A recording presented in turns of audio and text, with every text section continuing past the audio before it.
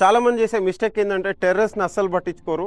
So టెర్రస్ని అలా నార్మల్గా cement flooring చేసి వదిలేస్తారు. సో అది టెర్రస్కి ఏమాత్రం సరిపోదు. సో ఒక టెర్రస్ని, ఒక బిల్డింగ్ మీరు ఎక్స్టీరియర్కి ఎంత కేర్ తీసుకుంటున్నారో టెర్రస్ని కూడా అదే విధంగా కేర్ తీసుకున్నట్లయితే బిల్డింగ్ లైఫ్ అనేది డ్యూరబిలిటీ ఉంటుంది.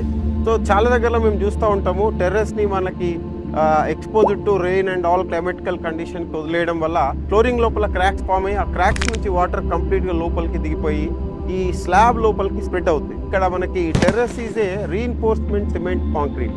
సో దీంట్లో ఉండే రీఇన్ఫోర్స్మెంట్ అనేది ఈ కంటిన్యూస్ మాయిశ్చర్ లోపలికి వెళ్ళడం ద్వారా కావచ్చు, కంప్లీట్ అట్మాస్ఫియర్ ఇంపాక్ట్ టెర్రస్ పైన పడడం వల్ల కావచ్చు, దానివల్ల మనకి కాంక్రీట్ అనేది కార్బోనేట్ అవుతుంది. సో దానివల్ల మనకి ఈ టెర్రస్ లోపల ఉండే స్టీల్ అనేది రీఇన్ఫోర్స్మెంట్ అనేది రస్ట్ రావడం జరుగుతుంది.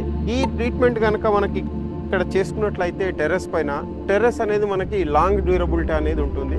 సో ఒక వెహికల్ ఏ విధంగా అయితే మనము బ్రేక్ డౌన్ అయ్యే వరకు వెయిట్ చేయకుండా ప్రాపర్ సర్వీసింగ్ మెయింటెనెన్స్ ఏ విధంగా చేస్తామో ఒక బిల్డింగ్ని కూడా మనం ఆ విధంగా మనము పీరియాడికల్ కేర్ తీసుకొని ప్రాపర్గా ఇలాంటి వాటర్ ప్రూఫింగ్ సిస్టమ్ ద్వారా ప్రొటెక్ట్ చేసుకున్నట్లయితే మీ బిల్డింగ్ లైఫ్ కూడా లాంగ్ డ్యూరబుల్గా మనకి ఉంటుంది. సో ఈరోజు హైదరాబాద్లో ఒక ప్రాపర్టీ మనం ఓన్ చేసుకోవాలంటే ఇది కోట్ల రూపాయలతో కూడుకున్న పని. సో అన్ని కోట్ల రూపాయలు మనం ఇన్వెస్ట్ చేసి ఒక ఇంటి ఇంటిని ఏ విధంగా మెయింటైన్ చేయాలనేది తెలియకపోతే మన డబ్బు అంతా కూడా వృధా అవుతుంది.